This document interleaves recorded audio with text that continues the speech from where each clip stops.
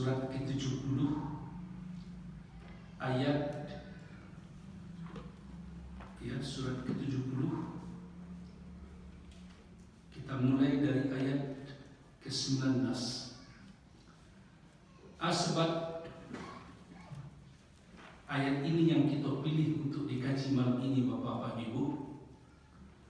Sebab yang pertama adalah dalam kondisi kita beradaptasi menyesuaikan diri dengan kondisi baru yang disebut dengan istilah new normal, normal baru. Sebenarnya Bapak Ibu, sepanjang masih pakai masker kita masuk masjid, atau sepanjang masih dijarang-jalankan saf salat, itu tandanya belum normal, masih kondisi darurat. Sepanjang masih takwi wa bersalaman Bapak ya, apa ragu bersalamannya buang dulu salamnya Pak. Itu adalah normal Bapak. Nuna normal itu Bapak Ibu normal. Ya, saf kita rapat. Ibu-ibu nak perlu pakai masker, nak perlu cuci tangan masuk masjid. Kalau wudhu tadi itu normal. Tapi sepanjang pakai masker juga, saf direnggangan itu belum normal. Oleh sebab itu Bapak Ibu normal, dalam kondisi beradaptasi baru waktu kita perlu memiliki ketangguhan jiwa. Di Kota Payakumbuh ada satu kelurahan yang kabarnya menjadi contoh sebagai kelurahan yang tangguh menghadapi kondisi wabah virus corona. Kelurahan itu kalau tak salah namanya Payabason. Ya. Karena masyarakat di kelurahan itu dinilai, disebut punya beberapa ketangguhan. Dan pertama yang dibutuhkan dalam menghadapi wabah serupa ini Bapak Ibu, yang pertama adalah tangguh kesehatan, ya, sehingga tidak ada yang sakit. Dan kedua yang dibutuhkan terasa dakwah sejak 3 bulan terakhir, di samping butuh ketangguhan secara kesehatan, tangguh pangan, tangguh pangan. Ambo belum pergi ke daerah kelurahan Payabason, Bapak Ibu. Kalau mau jalan-jalan bisa cari kabarnya. Di setiap halaman rumah penduduknya, ya Pak, ada lumbuang padi, ya Pak. Itu kabarnya kan. Rupanya paling terhormat, lumbung padi itu memang jangan sampai sekedar sebuah simbol.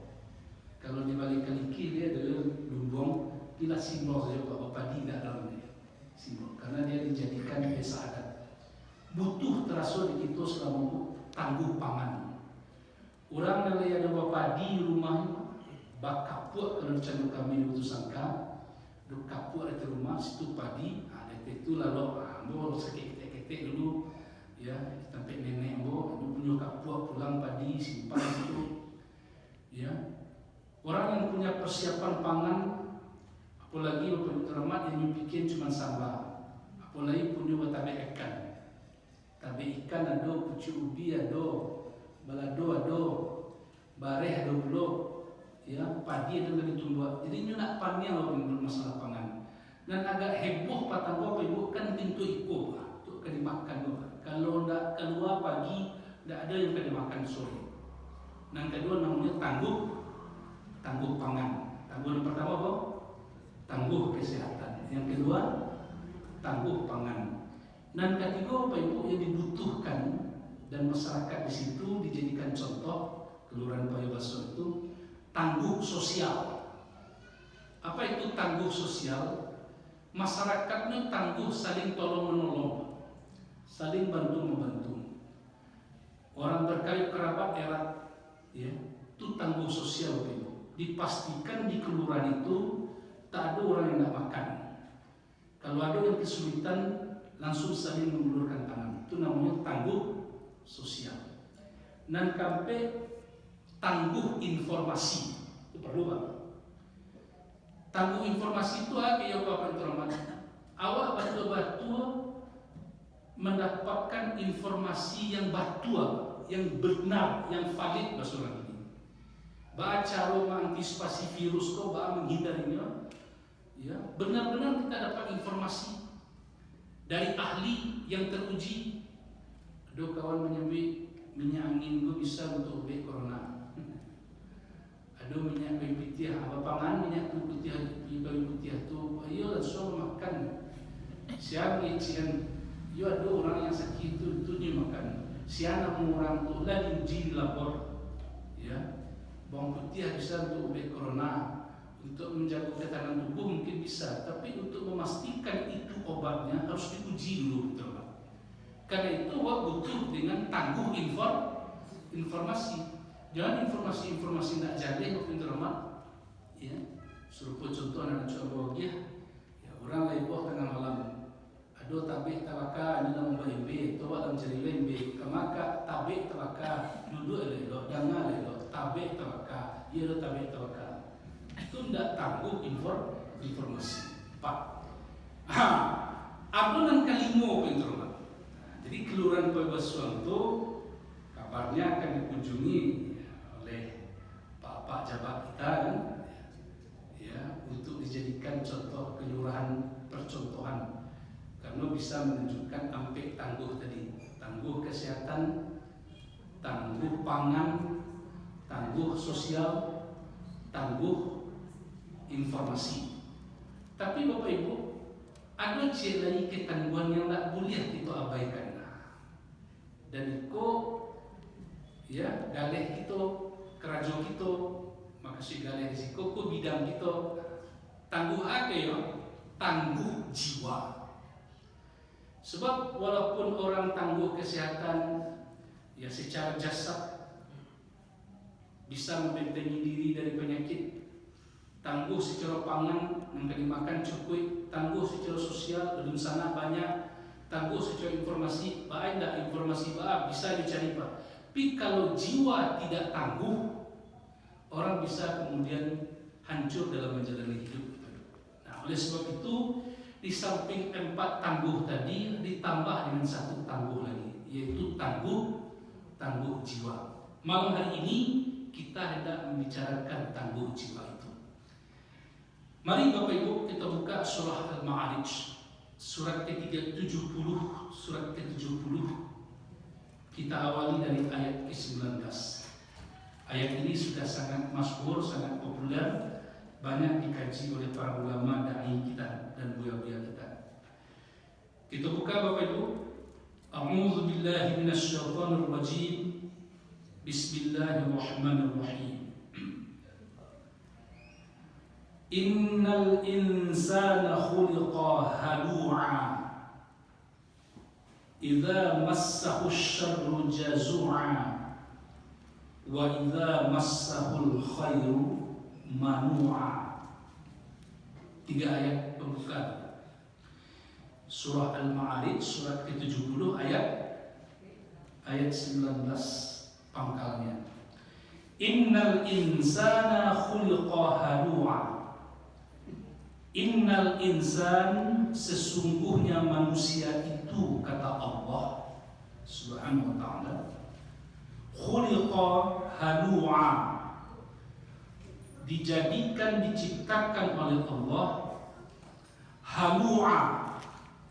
Ibu Bapak, halu'a itu artinya sesungguhnya manusia itu diciptakan oleh Allah dengan diberikan kepadanya tabiat halu'a. Halu'a itu mudah berkeluh kesah, mudah mengeluh. Jadi mengeluh itu Bapak Ibu Rahmat, itu tidak bisa lepas dari kita manusia, siapapun dia. Atas nama manusia ada tabiat, kelemahan tabiat manusia yang merupakan kelemahan manusia yang Allah tempelkan ke diri kita. Apa itu? Halu'a.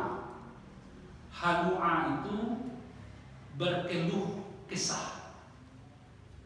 Ya, walaupun ada Bapak Ibu Rahmat yang tak berkeluh kesah. Allah lanjutkan ayatnya, idza massahu syarru jazu'a. Bantu keluh kesah manusia tadi Bapak Ibu terhormat. Idza massahu syarru jazua. Idza apabila massahu menyentuhnya sedikit saja asyarru keburukan, bisa di situ penyakit, bisa di situ kegagalan, sabitlah Bapak Ibu. Ada contohnya. Kurang pemasukan, cadang kondisi 2 bulan ke belakang karena gara-gara corona, virus corona, tidak bisa penghidupan lancar, ekonomi lancar, datang asyarru keburukan, sakit, masalah. Ketika diberikan sedikit saja asyarru keburukan tadi, jazua, dia mudah sedih. Nah, jadi yang pertama halua, mudah berkeluh kesah. Mudah camih itu halua. Halua tadi apa? Mudah keluh kesah, mudah camih. Kalau jazua, mudah rusuh, mudah sedih. Halua mudah camih, mudah keluh kesah. Jazua mudah sedih. Ini kalau halua aku banyak bicunya Bapak Ibu, kurang mudah camih itu. Di antaranya apa ya Bapak Ibu? Kalau tumbuh di kesehatan kecil dokter ada namanya overdiagnosis. Itu overdiagnosis. Sagalo langsung bakal labihan awak Bapak Ibu terhormat. Terus kita dia bangkan ada tumor enggak? Langsung tumor sekali. Langsung tumor sekali. Bapak reso alun le batanyon ke ahli alun le. Bacali-calinya ke kawan. Koyo tumor tidak, tumor jinak mungkin. Kawan lu mengicil tumor jinak. Tu langsung cameh, langsung gelisah. Tuhan doa Bapak Ibu. Ya. Kemudian jazua, ulang balik jazua tadi mudah sedih. Padahal yang diberikan Allah, ditimpakan Allah kepadanya massa syarru. Massa itu artinya Bapak Ibu, dia seketik diberikan sedikit saja kepadanya asyarru, keburukan, boleh dalam bentuk penyakit, boleh dalam bentuk kehilangan. Dia langsung jazua. Jazua itu Bapak Ibu sedih, saking sedihnya stres kesudahnya Pak. Datang orang bagi nasihat, ote, oka, sabarlah itu penyakit kulit. Nabi Ayub jadi itu. Nabi Ayub jadi itu.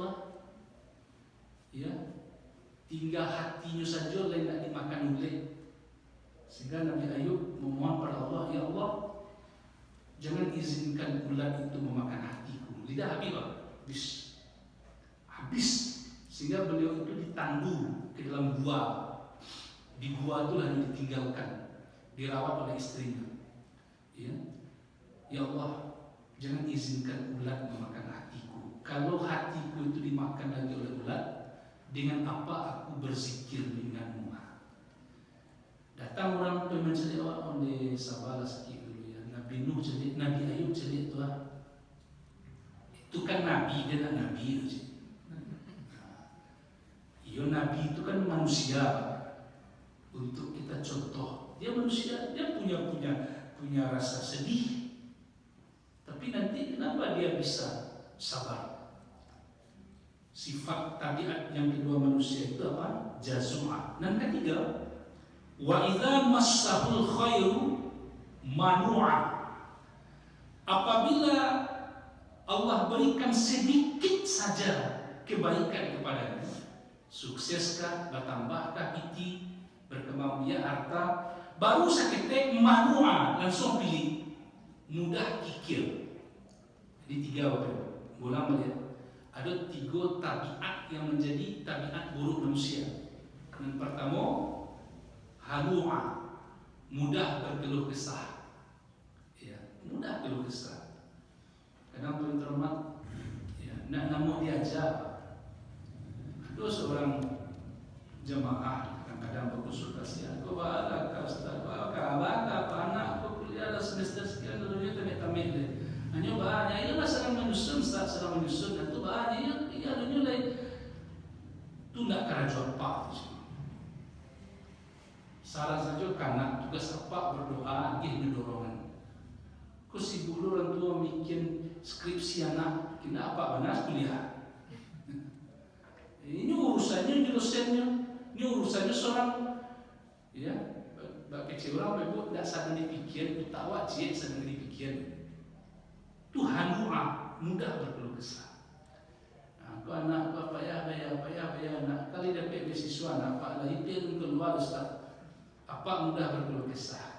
Anak orang namu tak kuliah, tak bisa kuliah karena ada biaya. Anak pak lah kuliah. Halu'an. Apa halu'an? Mudah berkeluh kesah. Jazua, mudah stres, mudah sedih. Manu'a, mudah sekali kikir. Bapak Ibu, 3 tabiat ini tidak bisa hilang dari diri kita. Karena kata Allah di awal ayat, innal insana khuliqa. Manusia itu diciptakan Allah dengan ditempelkan ke dirinya yang 3 tadi. Halu'an, jazu'an, manu'an. Tetapi yang bisa kita lakukan apa yang terhormat, mengendalikannya. Jangan sampai kemudian halu'a tadi kalau nak terkendali, itu mah orang berkeluh kesah, mampe. Ya dia ubek lalu, dah enak mau atau lalu, mampe kita. Papikir kesadunya. Ya, kau nak kuliah apa kalau makan kendaraan dia tiba melihat kau nak macam-macam halu'a. Tidak ada gelisah. Wajah itu bentuk tembok Pak. Ya. MTE, manusia tanpa ekspresi, membudut sebab. Ya. Ini tidak bisa hilang Bapak Ibu, tapi harus dikendalikan. Itu makanya ada bidang psikologi, ilmu jiwa. Itu makanya ada ilmu psikiater, ahli psikiater. Tapi kalau tidak mau Bapak Ibu terhormat sekali seminggu pergi konsul ke psikiater. Jadi suti. Atau ke psikologi, ke psikolog, ya, anak lulus undangnya psikiater. Ada masalah tanah selai tiboyuk psikolog, sadar pak konsultasian kini Pak. Kadang-kadang psikolog itu masalahnya tidak bisa diselesaikan Pak. Betul. Nah, datang ayat ini mengajarkan kepada kita itu tidak bisa hilang karena Allah sebut khuliqa, manusia itu memang diciptakan, distempelkan kepadanya 3 tabiat yang merupakan kelemahan manusia. Oleh sebab itu kata Allah dari ayat Bapak Ibu sekalian, ayat ke-22 sampai nanti ya ditutup dengan ayat ke-35, Allah kemudian membentangkan ada 7 bentuk amalan, beramal yang harus kita yakini dan harus kita amalkan. Disuruh oleh Allah kita bergerak dengan amal. Diawali dengan meyakininya, kemudian dilahirkan dalam bentuk tindakan amalan. Ada 7 amalan. 7 amalan ini apabila dibuat, diawali dengan diyakini dan diamalkan, Allah menyebut orang yang mengamalkan 7 amalan inilah yang akan terhindar dari kerusakan yang disebabkan oleh 3 tabiat yang tak terkenali tadi. Berapa banyak amalnya Bu? 7. Ya, disimpulkan menjadi 7. Kita lihat ayat berikut. Apa amalan yang pertama? Mari Bapak Ibu saya lihat ayat yang ke-22. Illal musallin alladzina hum ala salatihim daimun.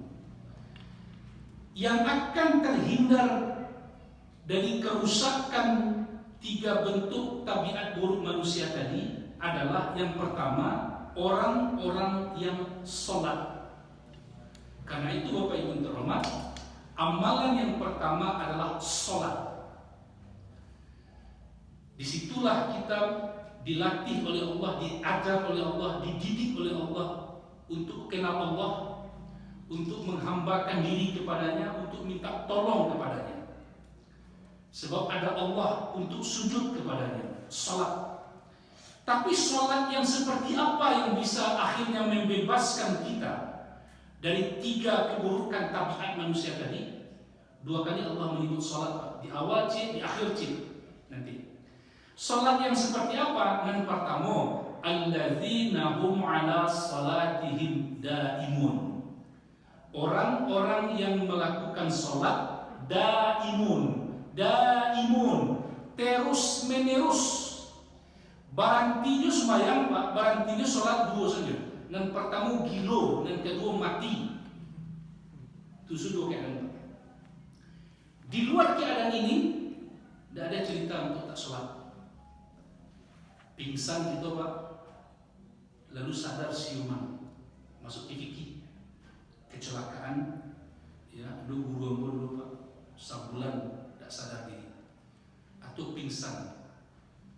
Bolehkah dia mengganti sholat? Kalau pingsannya sebentar, dia wajib mengganti sholat ketika sadar.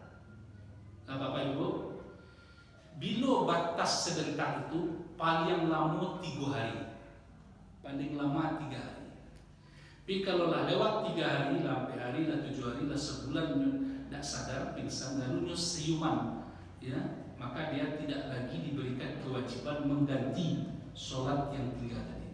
Tapi kalau sebatas 3 hari, dia wajib mengganti. Ya, masuk kamar operasi pukul 12 siang. Zuhur tidak bisa sholat karena sedang pingsan. Asar tak bisa sholat karena pingsan. Maghrib juga begitu. Isya juga begitu. Lawat itu. Lampai wakatuna. Pukul 8, pukul 9 dah mulai sadar.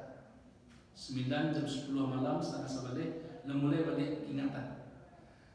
Langsung kalau orang sholat dan imun, yang pertama kalinya tanya apa Pak Ibu? Ambolah sholat, iya benar. Itu yang tadi. Umar bin Khattab tusuk, pingsan dia. Waktu siuman, yang pertama kali tanya dia, apakah aku sudah sholat? Sholat dulu Pak. Sholat dulu tanya. Nah, siuman kita pukul 10 malam. Zuhur tadi tak sholat, belum sholat, asar belum, maghrib belum, zuhur belum, langsung kita ganti. Sholat isya dulu, satu ganti zuhur, ganti asar, ganti maghrib. Tidak perlu ditunggu besok siang. Zuhur diganti zuhur, asar diganti waktu asar, maghrib diganti waktu maghrib. Tidak. Tapi kita sholat itu adalah bila langsung ingat. Sama juga orang lupa Pak. Ya, lupa ya.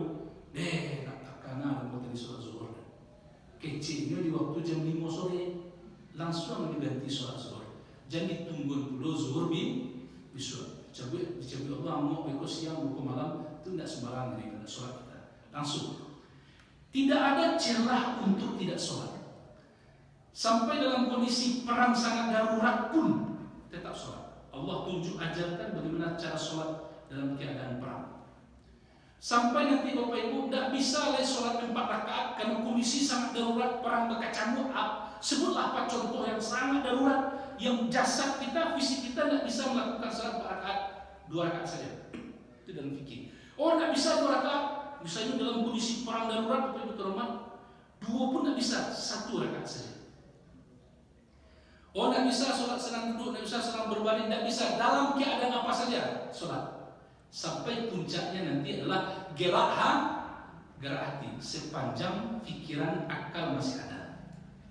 Ada jemaah bertanya, Ustaz, ibu bola, yola pikun mana Ustaz, abah pikun. Ya kadang-kadang lah sholat zuhur, atau di asar di tanah lah sholat dulu. Hilang pangana, masihkah dia sholat? Tetap masih.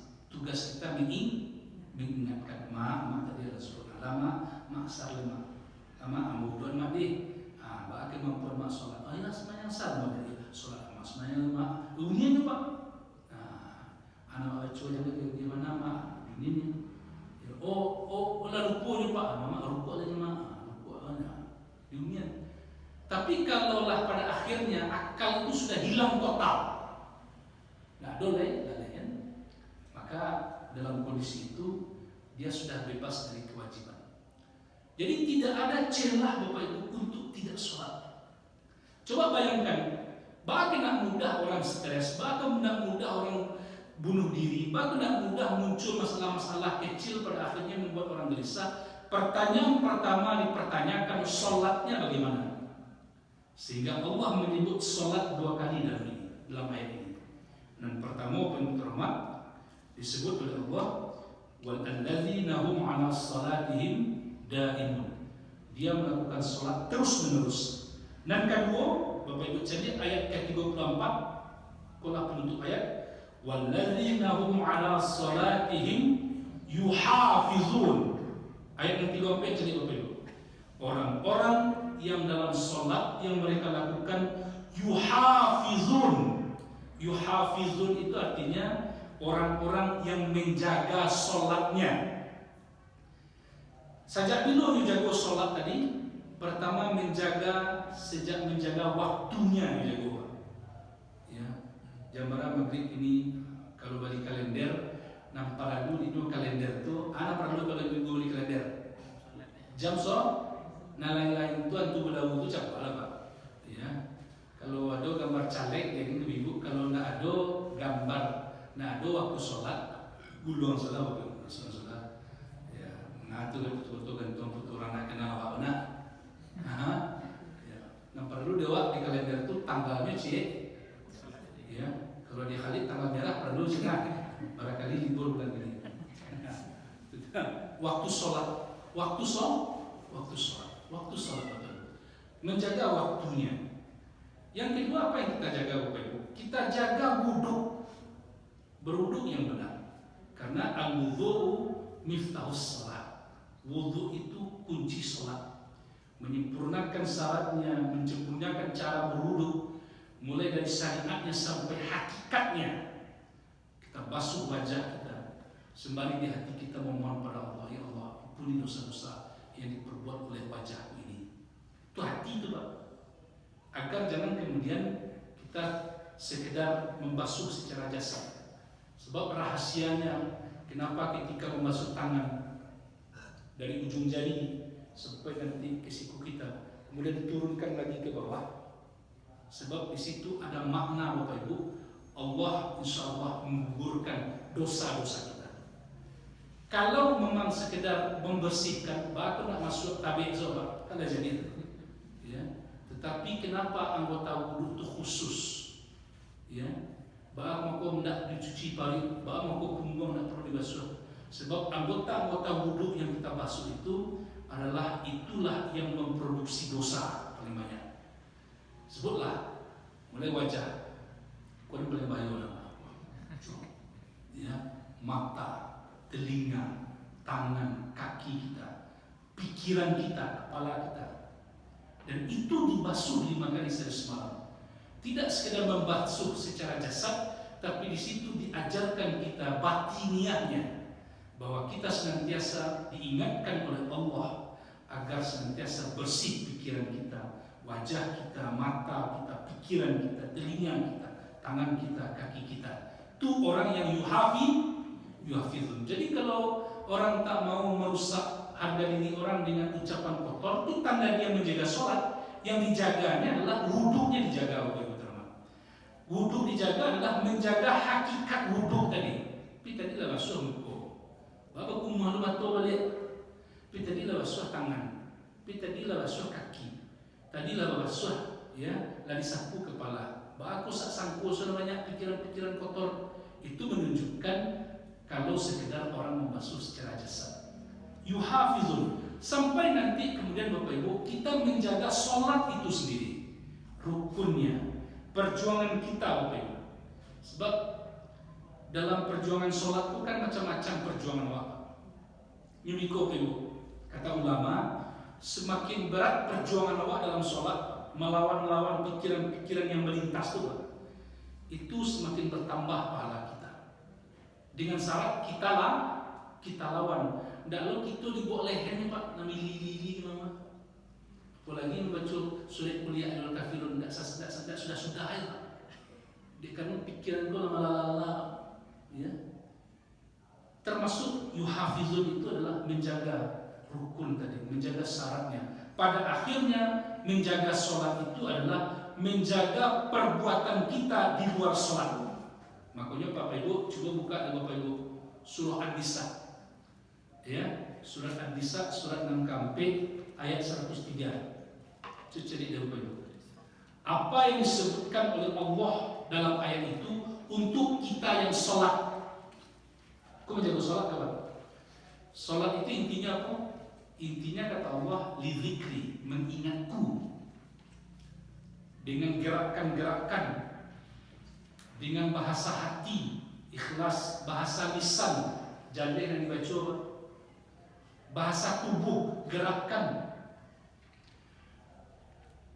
Sampai rakaat, 2 rakaat, 3 rakaat, selesai sholat, lalu kemudian datang lawan ke tempat kerja, dengan ke sawah, dengan ke balai, dengan ke kantor, dengan di rumah. Yang diingatkan Allah kepada kita orang yang sholat. Bapak Ibu coba cari surah An-Nisa. Ya, surah An-Nisa itu surat yang keempat ayat 103. Lalu Bapak Ibu, ya, surah An-Nisa surat yang keempat ayat 103. A'udzu billahi minasyaitonir rajim. Bismillahirrahmanirrahim. فَإِذَا قَضَيْتُمُ الصَّلَاةَ فَاذْكُرُوا اللَّهَ قِيَامًا وَقُعُودًا وَعَلَى جُنُوبِكُمْ. Coba baca ini. فَإِذَا قَضَيْتُمُ الصَّلَاةَ, maka jika engkau telah menyelesaikan sholat, kata Allah. Dah selesai sholat, Ibu. Dah sudah doa berzikir, dah sudah doa berdoa, 4 kilo, 5 kilo contohnya. Lah keluar oleh nang ke sawah, pergi ke sawah, nang ke kantor, pergi ke kantor. Anggota DPRD lah pergi ke kantor DPR. Ya, nang jadi kurang menjadi petani lah pergi ke sawah, nang jadi guru lah pergi ke sekolah, nang jadi ibu rumah tangga lah datang ke rumah oleh. Ya, lah bekerja. Yang dititahkan oleh Allah pun. Fadhkurullaha qiyaman wa qu'udan wa 'ala junubikum. Maka tetaplah engkau senantiasa mengingat Allah dalam keadaan berdiri, dalam keadaan duduk, dalam keadaan berbaring.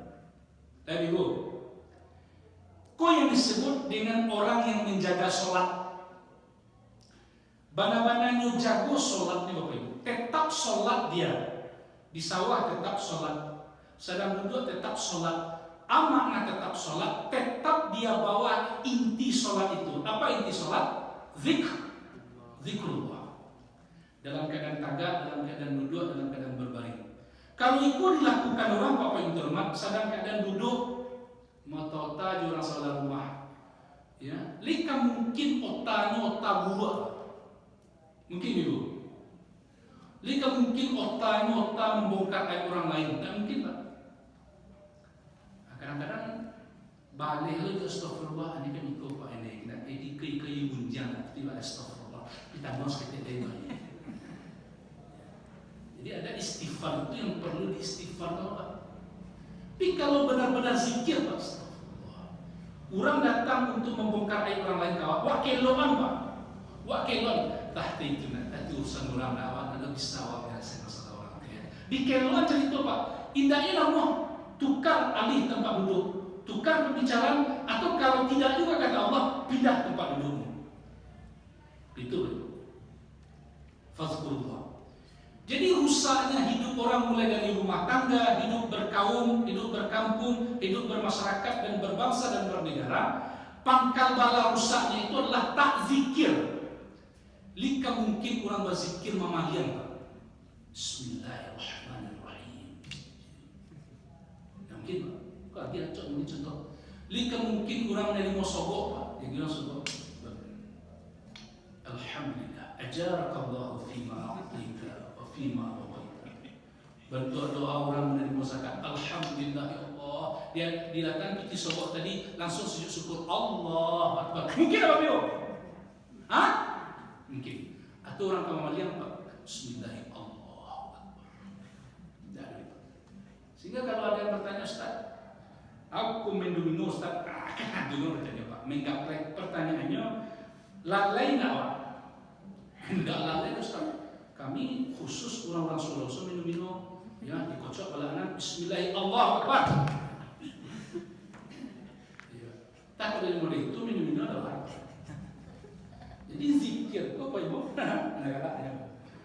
Zikir kan tidak harus di tempat duduk, tidak harus di mihrab ini.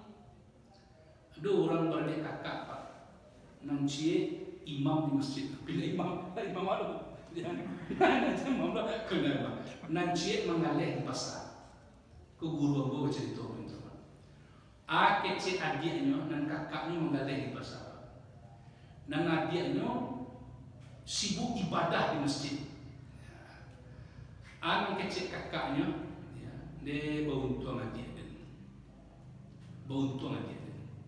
Cuma tidak putih di masjid banyak ibadahnya. Ada yang sudah subuh dah ke pasar, ya. Sementara adik dia solat duha nak putus, ya banyak ibadahnya daripada adik. Nak kecil si kakak, ya. Tapi yang terjadi apa yang terhormat? Kakaknya tadi bapak ibu, tio ada orang menggalih pak. Tiba tajua galihnya alhamdulillah. Laku lu galih celai alhamdulillah. 5 orang belanjau kinyo 5 kali ini baca alhamdulillah. Lawan kali coba. 100 orang belanjau kinyo lawan kali ini baca alhamdulillah lah. 100 kali. Tu orang baru belanjau pak. Sementara nan adiknya tadi, ia lain memandang di pinggang masjid, itu memikir bila lah dia punya rumah tiba-tiba. Asyik ada zikir.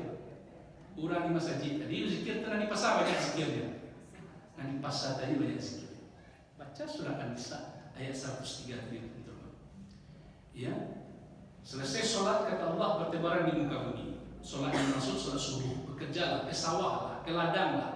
Jadi guru lah, jadi dosen lah, jadi pejabat lah, jadi ibu rumah tangga lah. Tapi tetap fazkurullaha qiyaman wa qu'udan wa 'ala junubikum. Tetap ingat pada Allah.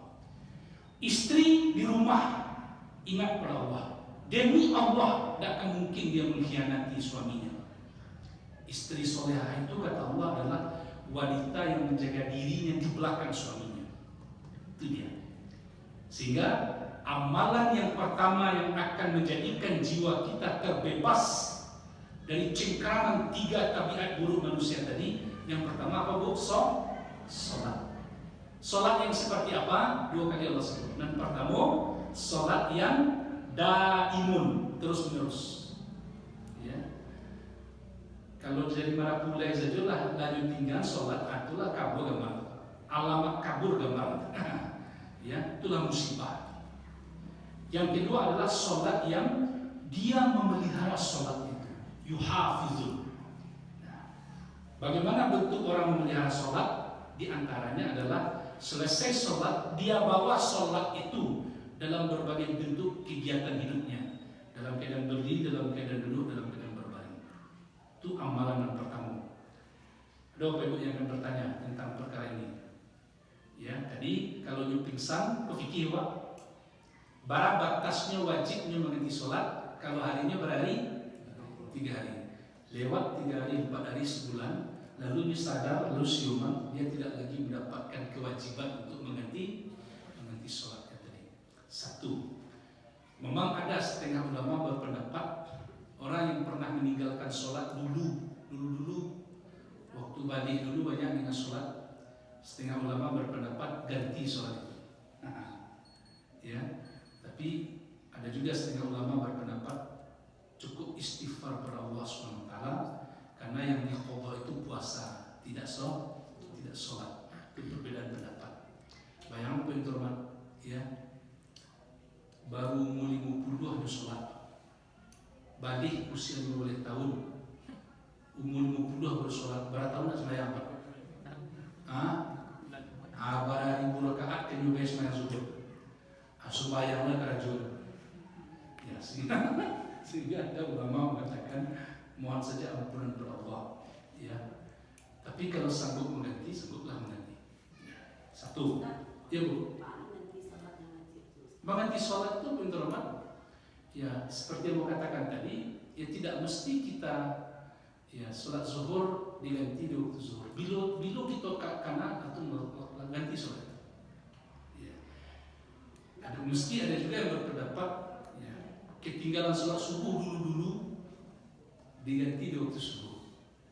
Ya. Cara sholatnya saja. Iya. Ada yang berpendapat misalnya tinggal sholat subuh waktu ganti dulu kan. Nah, setelah itu ibu besok sembahyang subuh, selesai sholat subuh, ya ganti balik sholat subuh yang dulu. Itu setengah pendapat tentang mengganti sholat.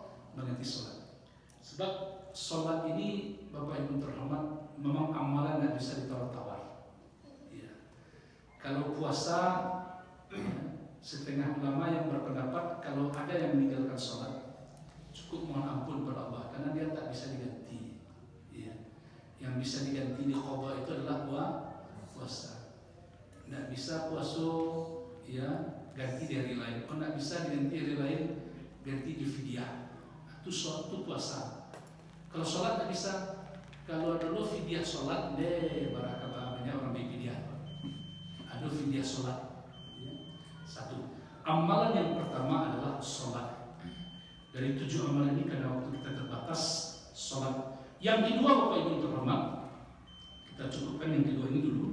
Yang kedua adalah walladzina fi amwalihim haqqun ma'lum lis-sa'ili wal mahrum. Amalan yang kedua yang diajarkan dan diperintahkan Allah kepada kita agar jiwa kita tentram, agar terbebas dari 3 tabiat buruk tadi adalah berkaitan dengan harta. Yaitu orang-orang yang menyadari di dalam hartanya ada hak orang lain, lalu kemudian dia berzakat, lalu kemudian dia berinfak. Jadi amalan yang kedua adalah berzakat dan bersedekah. Ada orang datang menemui Nabi SAW, ya Rasulullah, ambo payah menangis, Allah kasar, hati buku kasar. Baca ya Rasulullah. Kata Nabi, usap kepala anak yatim, beri makan fakir miskin untuk melunakkan hatimu yang keras tadi. Karena itu Bapak Ibu, ketika kita menyisihkan zakat, ikhlas, ada ketenangan di hati. Ya tak? Ketika kita mengulurkan bantuan kepada karib kerabat orang yang membutuhkan, atau ketenangan di hati. Dan sebaliknya orang-orang yang tak mau menyisihkan hartanya, dia akan gelisah. Basana kasus kita payah. Karena itu Allah menyebut setelah sholat adalah amalan yang terkait dengan harta, zakat dan infak. Kepada siapa terlebih dahulu kita mengeluarkan harta yang kita sayang itu? Ayat di dalam Al-Quran mengajarkan kepada kita yang harus didahulukan itu adalah zawil qurba, karib kerabat kita. Ada pertanyaan, Ustaz, bolehkah ayah kandung, seorang ayah berzakat kepada anak kandung? Apakah boleh seorang ayah berzakat kepada anak kandung? Apa jawabannya? Jawabannya adalah kalau anaknya tadi sudah tidak lagi menjadi tanggungan dia. Lah berumah lo nyuci Pak. Lah bisa rumahnya dari rumah dia berumah cik, dari rumah tanggo. Dan dia termasuk orang yang berhak menerima zakat. Maka seorang ayah boleh berzakat kepada anak kandungnya. Seorang saudara boleh berzakat kepada saudara kandungnya sepanjang saudara kandungnya itu tidak menjadi tanggungannya. Tetapi ada ulama menasihatkan begitu. Kau dapat kandung sana itu jangan zakat dia. Ya, deh Pak, daki piti Pak gian keden. Kecil anak. Ya, deh Tuhan. Laba zakat Tuhan keden Tuhan. Nang kecil adilnya. Jadi untuk menjaga perasaan saudara kita, untuk menjaga hatinya, kau dapat jangan zakat dia, tapi adalah bantuan. Ayat Quran mengajarkan yang terlebih dahulu itu adalah karib kerabat. Suatu ketika Nabi SAW berkhutbah, karib kerabat yang kalian berikan harta itu, yang kalian bantu itu, kata Nabi SAW, yang pertama adalah karib kerabat dekat kalian. Yang pertama yang termasuk karib kerabat dekat kalian itu adalah yang pertama ibumu. Setelah ibumu, ayahmu. Setelah ayah, dun sanak panusi, saudari perempuan. Setelah itu saudara laki-laki. Mula oleh yang pertama saya bu, amak dulu lagi. Lah sudah amak lagi baru apa? Lah sudah apa lagi baru saudara perempuan, saudari perempuan. Setelah itu baru saudara laki-laki. Setelah itu baru orang yang di luar itu. Itu didahulukan. Kalau Bapak Ibu baca surat Al-Baqarah ayat 177, Allah menyebut wa atal mala ala hubbihi dzawil qurba wal yatama wal masakin wa ibnas sabil was sa'ilina wa fil riqab. Orang-orang yang disebut dengan orang yang taat kepada Allah itu apa? Siapa? Orang-orang yang memberikan harta yang disayanginya. Siapa dulu Bapak Ibu? Dzawil qurba, karib kerabat. Baru wal yatama, baru anak yatim. Baru wal masakin, baru orang miskin. Baru wabnas sabil, orang yang dalam perjalanan yang kehabisan bekal. Baru wasailin, orang yang minta. Baru ya, ar-riqab ya, wasailina ya. Wa atal mala ala hubbihi dzawil qurba wal yatama wal masakin wa ibnas sabil wasailina wa fil riqab. Orang-orang yang ar-riqab ini budak hamba saya, beri dikit. Tapi karib kerabat dulu. Hikmahnya Bapak Ibu karib kerabat tuh. Hartaku kan memang disayangi Pak. Maka dilatihkan dulu memberikannya kepada karib kerabat. Kalau leka dia kan buang baragia banyak kan apa ada dia awak. Kalau kekamanakan wak baragia tak banyak kan apa kamanakan wak. Maka kalau orang sudah dilatihkan hatinya membantu karib kerabat, maka insya Allah dia akan mudah membantu orang-orang yang di luar karib kerabatnya. Karena itu amalan yang kedua adalah berzakat dan menyisihkan harta. Untuk siapa? Secara khusus Allah menyebut dalam ayat ini lis-sa'ili wal mahrum. Orang yang meminta-minta dan orang yang butuh tapi tak mau meminta-minta. Itu dua Pak. Nyo butuh Pak, tapi pandai berminyak air. Nyo nak mau minta-minta. Dan wak tahu nyo butuh. Ajan sampai kalau nak kecil, ada yang kalau nak meminta, ada yang nak kena lagi. Dia tahu dia nyo butuh, tapi nak ada datang ada nak kena lagi. Kalau itu dipelihara sikap, jangan diharap jiwa akan tenang Bapak teman-teman. Tandanya dia ingin dihormati, belum ikhlas seutuhnya karena Allah SWT. Bapak Ibu, saudara-saudara muslimin, itulah dahulu kaji kita pada malam hari ini. Dari 7 bentuk amalan untuk menenteramkan jiwa, baru 2 yang kita kupas malam hari ini. Yang pertama adalah sholat, yang kedua adalah zakat dan berinfak atau bersedekah. Demikian dulu kaji kita Bapak Ibu. Kita tutup dengan doa penutup majelis. Subhanakallahumma wa bihamdika asyhadu an la ilaha illa anta astaghfiruka wa atubu ilaik. Assalamualaikum warahmatullahi wabarakatuh.